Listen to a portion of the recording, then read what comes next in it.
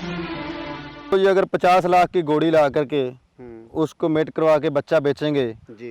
तो फिर तो क्या किया।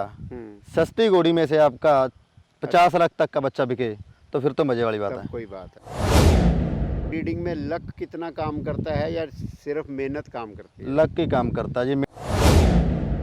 पटियाला डिस्ट्रिक्ट में चार साल लगातार चैंपियन रही है जी वो जी। मुक्तसर साहब में रनर अप रही है 2 टाइम। जी। फरीदकोट साहब में जीत के आई है जी। जितने भी शो में गई है जीत के घर आई है।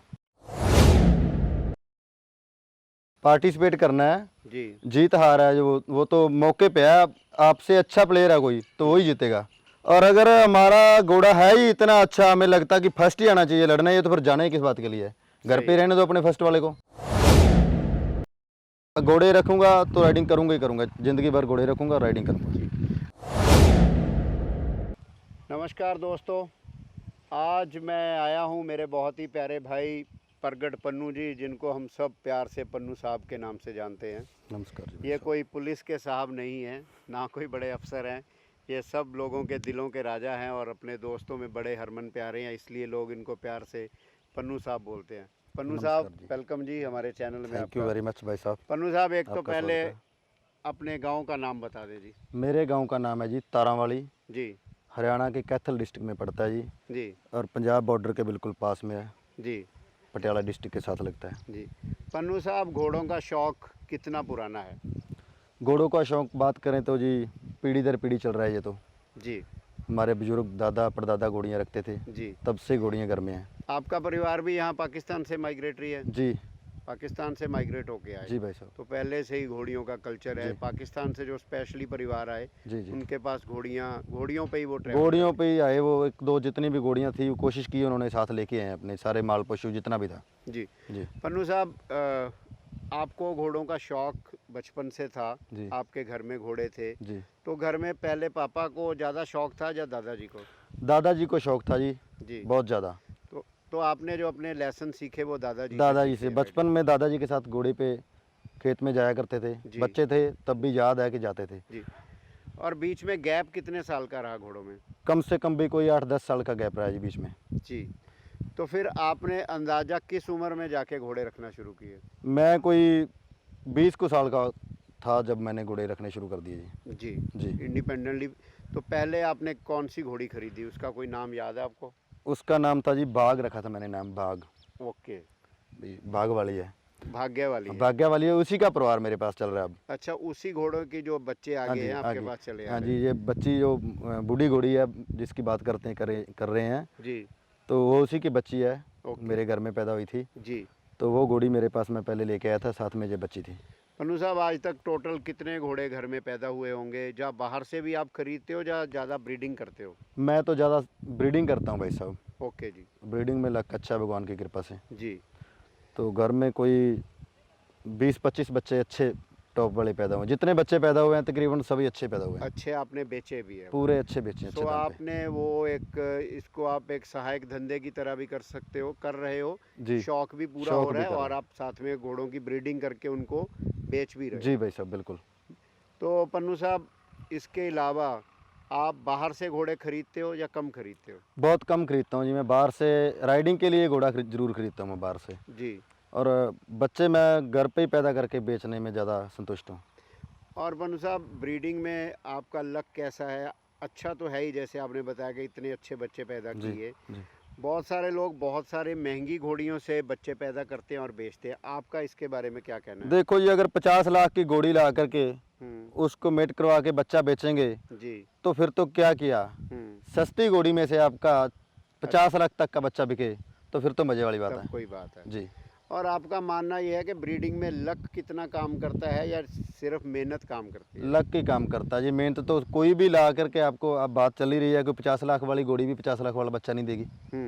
लक जरूरी है उसमें, बहुत जरूरी है। मैंने बहुत सारे लोग देखे हैं जिनके घर में एक घोड़ी ने सारी स्टेबल बना दी है। मेरे पास भी कुछ ऐसा ही है जी। आपके पास भी सेम है? बिल्कुल जी। पन्नू साहब, कोई ऐसा जानवर जो आपके पास शो जीते हों, कुछ थोड़ा उसके बारे में बताएं। जी मेरे पास अभी एक घोड़ी खड़ी है रेशमा। वो मेरे घर की बच्ची है, अभी तो बड़ी घोड़ी बन गई है। उसने बहुत शो जीते हैं जी, जितने शो में गई है कभी खाली नहीं आई, जीत के आई है। कोई ना कोई पोजीशन लेके आई है। पटियाला डिस्ट्रिक्ट में चार साल लगातार चैंपियन रही है जी वो। जी। मिल्क टीथ से लेके ब्रूड मिल्क तक। जी। और उसके बाद मुक्तसर साहब में रनर अप रही है 2 जी। टाइम। जी फरीदकोट साहब में जीत के आई है। जी जितने भी शो में गई है जीत के घर आई है। जी और एक घोड़ी पुणे यशवंत मंच जी के पास है, जी वो भी लगातार जीतती रही है। जी तो आगे उनकी बच्ची है उसकी, वो अभी जोधपुर में लेटेस्ट फर्म में जीत के आई है। जी। और बन्नू साहब, और कोई स्पेशल जानवर जिसकी आप बात करना चाहें? हाँ, मेरे घर में एक अवतार घोड़े की बच्ची पैदा हुई थी, जी कृष्मा। जी अबलग घोड़ी थी। जी अभी वो 26 को महीने की होगी कम से ज़्यादा। जी और 65 प्लस हाइट है उसकी। वो हमारे बड़े भाई हैं प्रशांत गुंजालकर जी, जी उनके पास है बॉम्बे में। जी। और थोड़ा लोगों से शेयर भी करें कि उसकी माँ की हाइट कितनी है? उसकी माँ की हाइट सर 59 ज़्यादा से ज़्यादा है। जी।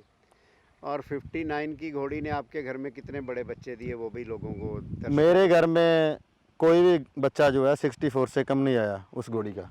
हम्म हर बार अच्छे रिजल्ट ही आए हैं जितनी बार भी, और अच्छे घोड़ों से मैंने कवर करवाई, ये भी नहीं है। घोड़े भी टॉप वालों से ही मैंने सारे यूज़ किए हैं उस पर। अभी गैम्बलर से प्रेग्नेंट है वो।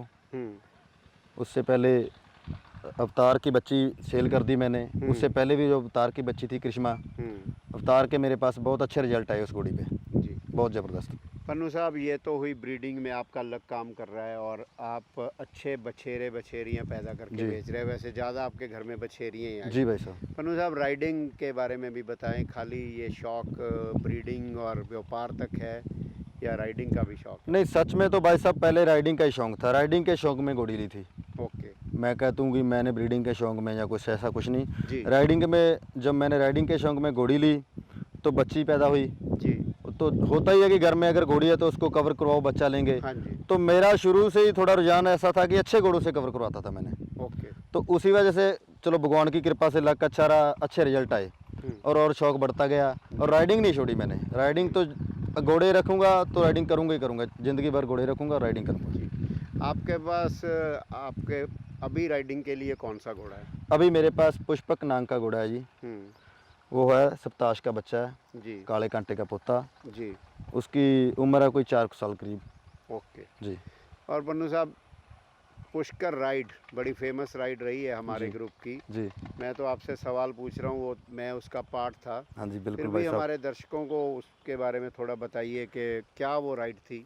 पुष्कर राइड जी है, ये हमने 2019 में की थी। पुष्कर गए थे हम मेले पे। पुष्कर जी। मेला लगता है जो हेरिटेज मेला, बहुत बड़ा, जी घोड़ों की सबसे बड़ी मंडी है। जी तो उसमें मेरे बड़े भाई परम गिल जी, जी मनु शर्मा जी, जी मनु सेखों, जी मनपाल संधू, जी सनी रसीदा, ये सारा हमारा ग्रुप था। जी साहब संधू भी थे साथ में, हमारे छोटे भाई। जी। तो ये राइड हमने 11 दिन में कंप्लीट की है। कितने घोड़े थे जिसमें? उसमें 5 घोड़े थे, 5 सवार। जी।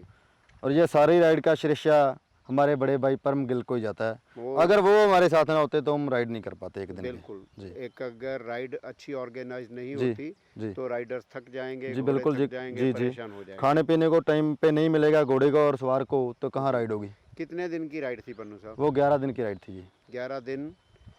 और किलोमीटर? किलोमीटर थी 615 615 615, हाँ किलोमीटर जी 11 दिन में विदाउट अ डे ब्रेक। बिल्कुल जी। मैं अपने दर्शकों को बताना चाहूँगा जी, मैं भी उस राइड का हिस्सा था और मैं ये राइड ज़िंदगी में 2 बार कर चुका हूँ।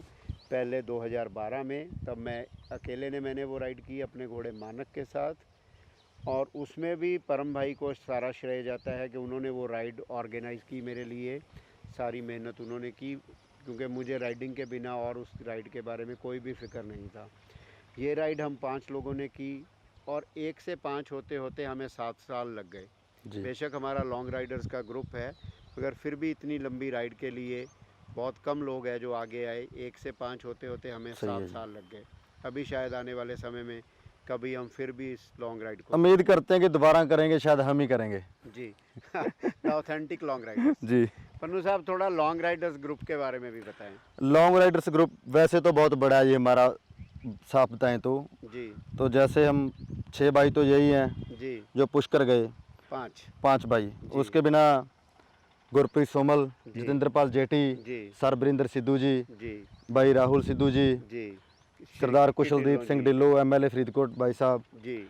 और हमारे भाई प्रशांत गुंजालकर भी कभी कभी टाइम निकाल के हमारे पास मुंबई आते से हैं। यहाँ मुंबई राइड से करने स्पेशल आते हैं, उनका जी। बहुत बड़ा ये योगदान ही है एक साहब का, बिल्कुल जी, नहीं तो कौन आता है इतना काम छोड़ के। बिल्कुल जी, और भी बहुत है हमारे बड़े जो अजीज दोस्त हैं, भाई हैं, जी। सभी का नाम लूँगा तो टाइम काफ़ी समय लग लग जाएगा जाएगा। जी। तो लॉन्ग राइडर ग्रुप हमारा बहुत मजबूत ग्रुप है, जी। मेरे हिसाब से इतना बड़ा ग्रुप भी नहीं है पंजाब इंडिया में किसी का, और इतनी ज़्यादा राइड्स भी बहुत राइड्स कम भी नहीं लोग करता, और सभी का पास अच्छे घोड़े हैं, अच्छी सैडल्स हैं। अच्छे आमतौर ट्रेलर हैं। ज़्यादातर देखते हैं वो तोता गद्दी सी डाल के राइड करते हैं, हम्म, उस पर क्या मज़ा आता है जी। और जी। ट्रेलर भी नहीं होते, सभी के पास अच्छी गाड़ियाँ हैं, अच्छे ट्रेलर हैं लेके जाने तो के लिए। हमारा ग्रुप थोड़ा वेल इक्विप्ड है इस मामले जी में। जी बिल्कुल। पन्नू साहब, हर एक चीज़ में हर एक आदमी का लक होता है। आपकी एक बिल्कुल छोटी हाइट की घोड़ी ने बहुत सारे बड़े बच्चे पैदा किए। जी। एक नहीं, एक में कोई लॉटरी समझी जा सकती है, कई सारे बड़े बच्चे पैदा किए, जिसमें तकरीबन से सभी। दो जी तो आपके घर में है, जी तीसरी मैंने देखी जो जी प्रशांत भाई के फार्म पे गई। जी। आपका क्या मानना है कि कई लोग कहते हैं कि इनब्रीडिंग से हाइट बढ़ती है, आपके इसमें कहीं कोई इनब्रीडिंग आई? दूर दूर तक भी इन ब्रीडिंग नहीं है मेरे घोड़ों में सर, जी, और इन ब्रीडिंग से मेरे हिसाब से तो नहीं बढ़ती। मेरे तो आप देख सकते हैं, आपने देखी है घोड़ी, जी, तो घोड़ी भी कम हाइट की और इन ब्रीडिंग भी नहीं की, जी। और फिर भी इतनी हाइट है। तो अगर दूर दूर की ब्लड लाइन में भी जब जितने दूर की ब्लड लाइंस में मेटिंग होगी उससे भी अच्छे रिजल्ट आते हैं। बिल्कुल आते हैं रिजल्ट, मेरे पास तो है ही है जी, और आपके पास तो सब अलग घोड़ों के बच्चे हैं, सभी घोड़ी अलग एक है? घोड़ों के बच्चे हैं जी, बिल्कुल घोड़ी एक है। एक घोड़ी पे। तो पन्नू साहब, थोड़ा ये भी बताओ, जो आपकी घोड़ी है उसका सायर कौन है? उसका शायर है जी नुकरा घोड़ा, अबोहर वाला? अबोर वाले का पोता। अच्छा, अबोहर वाले का पोता। पोता हाँ जी।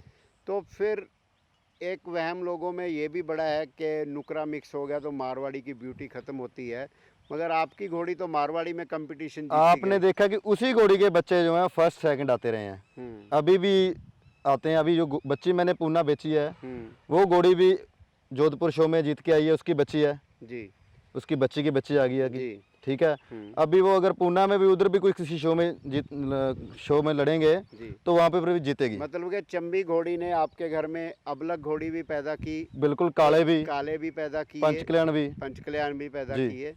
सो ये जो एक मिथ है कि नुकरा मिक्स होने से घोड़ों और की उसने ब्यूटी- नुकरा दिया नहीं सच में। और नुकरा उसने हाँ कभी जी, खुद नहीं कभी दिया। नहीं दिया नुकरा, और नुकरे से मेट भी करवाई है मैंने 3 बार। जी।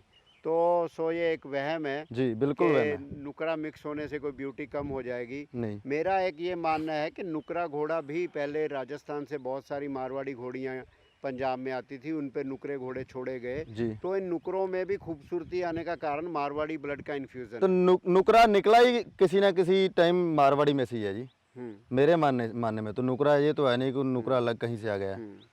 वो जो पंजाबी ब्रीड भी हम जिसको बोलते हैं, पंजाब के घोड़े थे, जी तो इंडिया कोई इतना बड़ा कंट्री नहीं है कि उनमें आपस में मिक्सिंग शुरू से ही ना हो रही हो। जी बिल्कुल सही बात है आपकी।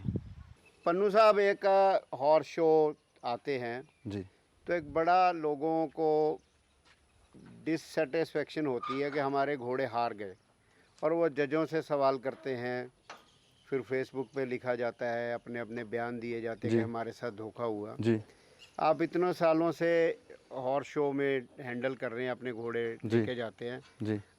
आपका क्या विचार है इसके बारे में? आप कितना लड़ते हो जजों के साथ या ऑर्गेनाइजर के साथ? नहीं सर, ऐसा है कि हम तो जाते हैं एज ए प्लेयर, जी, पार्टिसिपेट करना है, जी, जीत हार है जो वो तो मौके पे है। आपसे अच्छा प्लेयर है कोई तो वही जीतेगा, वो तो है ही है ना। जी, और अगर हमारा घोड़ा है ही इतना अच्छा, हमें लगता कि फर्स्ट ही आना चाहिए लड़ना, ये तो फिर जाना ही किस बात के लिए है? घर पे रहने दो अपने फर्स्ट वाले को।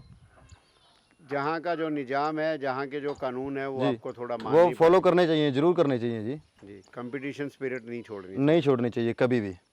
पन्नू साहब, आप घोड़ों के सिलसिले में पूरा काफ़ी घूमते हो, जी थोड़ा मेलों के बारे में भी बताओ। इंडिया में कौन कौन से मेले आपने विज़िट किए और कौन से मेले सबसे अच्छे हैं?